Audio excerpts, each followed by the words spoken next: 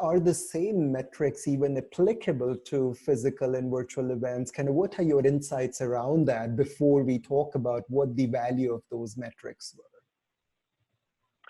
Yeah, we've had to kind of learn our way here, but I would say that a lot of the key metrics that we would have been concerned about from the physical event were the same. I mean, ultimately, obviously, it would be very important at the physical event, well, how many people were there, how many people came, and what did they do when they came to the event? And certainly there would have been follow-up after everybody went home. A lot of those same kinds of metrics were applicable to the virtual event. How many people signed up? How many people participated in the virtual event? What did they do? Which virtual rooms did they go to? What did they download? What were they most interested in? And then, of course, there was still a tremendous amount of follow-up. I'll be able to talk about that. But what I would say in terms of metrics is that when it came to the virtual event, while there was a lot of similarity in the end, all the way to, well, how many leads and how many opportunities were created, and we tracked all of that, there were some additional things that we wanted to measure with respect to the virtual event.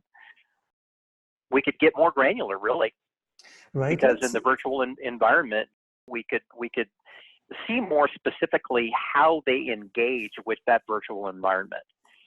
Exactly which rooms did they go to, and what did they look at? How long did they spend? You can get some of that kind of information from a physical event, but I think we were able to be a bit more granular.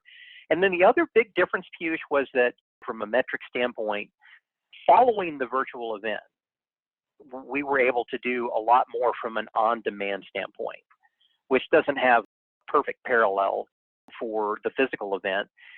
Thankfully, with the virtual event, it lives on. It's still there today.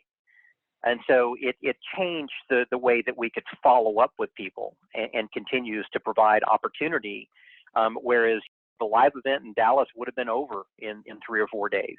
But the virtual event, we continue to promote and we continue to get benefit from it from an on-demand standpoint and of course, tracking all the metrics related to that.